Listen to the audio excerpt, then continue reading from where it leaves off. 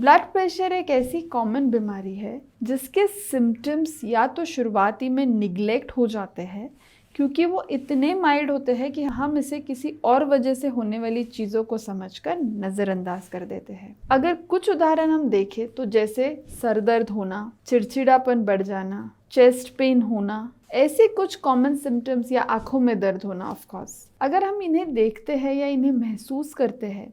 तो हमें लगता है कि शायद हमारी नींद नहीं हुई हो, या शायद हमारा स्ट्रेस लेवल बहुत ज़्यादा हो, या हमें एसिडिटी हुई हो, या हम बहुत ज़्यादा स्क्रीन देख रहे हैं या लैपटॉप पे काम कर रहे हैं, उन वजह से ये चीज़ें हो सकती है। और कई बार पेशेंट्स कुछ ना कुछ पेन किलर्स मेडिकल से लाकर या अगर घर पर अवेलेबल हो वो खाते हैं और जब उन्हें ठीक लगता है तो वो इसके बारे में भूल जाते हैं। पर जब ये सिम्टम्स आपको बार बार दिखाई देने लगे या आप बार बार इन्हें फील कर रहे हो, जैसे बार बार आपका सर दर्द होना, चिड़चिड़ापन बढ़ जाना, चेस्ट पेन होना, बहुत जल्दी थक जाना, आपकी नींद ठीक से नहीं होना, छोटी छोटी बातों पर आपका गुस्सा हो जाना, अगर आप इसे लगातार महसूस कर रहे हैं तो बहुत ज़रूरी है कि आप अपने डॉक्टर के पास जाएं और अपना ब्लड प्रेशर एक बार ज़रूर चेक कराएं, क्योंकि हो सकता है कि ये कहीं ना कहीं आपको ब्लड प्रेशर बढ़ने लगा हो या ब्लड प्रेशर होने की शुरुआत हो। हमें हमेशा ध्यान रखना चाहिए कि ऐसे कुछ भी सिम्टम्स हो तो उन्हें नज़रअंदाज नहीं करना चाहिए।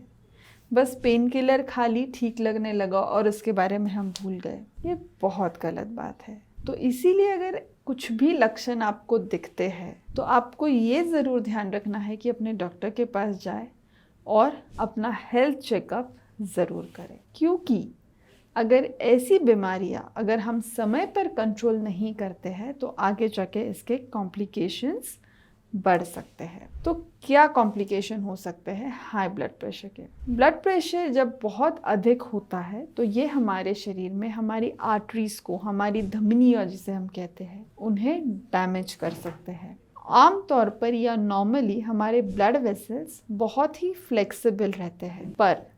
जब ब्लड प्रेशर बढ़ने लगे इस वजह से जो आर्टरीज की वॉल पर प्रेशर आता है ब्लड फ्लो होते वक्त वो बढ़ने लगता है, जिस वजह से हमारी आर्टरियाँ कम लचीली हो जाती है और हार्ड होने लगती है। जब आर्टरीज हार्ड होने लग जाए तब इसमें इजीली जो कुछ हम खाते हैं उसमें की जो फैट्स होती है वो इजीली इन आर्टरीज में आकर डिपॉजिट होने लगती है, और जिस वजह से ब्लड जो आसानी से अभी तक फ्लो हो रहा था उन आर्टरीज में से वो नहीं हो पाता है, और इससे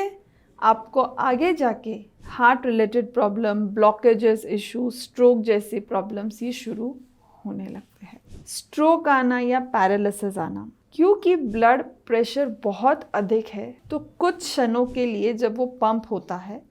तो ब्रेन को जितना ब्लड चाहिए वो नहीं दे पाता। तो ऐसे में सिचुएशन जिसे हम कहते हैं ट्रांजिएंट इस्केमिक अटैक्स, यानी कुछ देर के लिए बेहोश हो जाना या चक्कर आने जैसी प्रॉब्लम्स हो सकती है। और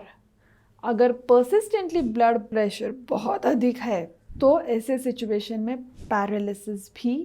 हो सकता है।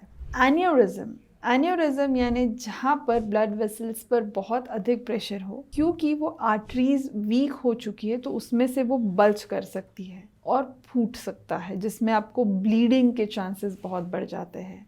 तो ये भी एक ब्लड प्रेशर का कॉम्प्लिकेशन है। कई बार आँखों में ब्लीडिंग होना, क्योंकि ब्लड हमारे शरीर में जिस स्पीड से बह रहा है वो बहुत अधिक होने लग जाता है, उसका फ्लो रेट बढ़ जाता है, तो ऐसे में हमारे आर्टरीज और कैपिलरीज बहुत जल्दी डैमेज हो जाती है और आँखों में ब्लीड हो जाना, ब्रेन में ब्लीड होना या नाक से खून आना, ये भी इसमें से एक कॉमन कॉम्प्लिकेशन आ सकता है। तो बहुत ज़रूरी है कि टाइम टू टाइम अगर आपको ऐसी कुछ भी प्रॉब्लम्स दिख रही है जो हमने शुरुआत में डिस्कस की, या आपकी स्ट्रॉन्ग फैमिली हिस्ट्री है ब्लड प्रेशर की या डायबिटीज़ की, थायराइड की या हार्ट रिलेटेड प्रॉब्लम्स की, तो आपको ज़रूर ध्यान रखना है कि रूटीनली आप अपना हेल्थ चेकअप कराते रहें और अपनी डाइट पर ज़रूर ध्यान दें, क्योंकि अगर लाइफस्टाइल की वजह से आपका वेट गेन हो रहा है, आपके खाने की हैबिट्स बिगड़ रही है, आप बहुत ज़्यादा नमकीन या तला हुआ या बेकरी प्रोडक्ट्स का सेवन कर रहे हैं, आप अल्कोहल का सेवन कर रहे हैं, या आप टबैको ले रहे हैं, या आप स्मोकिंग कर रहे हैं, आप ठीक से सो नहीं पा रहे हैं, तो ये सारी चीज़ें आपका ब्लड प्रेशर बढ़ाने लगता है। इसीलिए बहुत ज़रूरी है कि आप एक हेल्दी लाइफस्टाइल मेंटेन करें खुद के लिए। बस 30 मिनट्स क्यों ना हो, 24 आवर्स में से 30 मिनट्स दे और नियमित एक्सरसाइज करें, जिसमें आप योगा, ब्रीदिंग एक्सरसाइज और वॉक ये सब कर सकते हैं, और अपनी लाइफस्टाइल को हेल्दी बनाए रखें ताकि ऐसी सारी क्रॉनिक बीमारियां आपसे दूर रहे और आप एक हेल्दी लाइफ जिए। Thank you.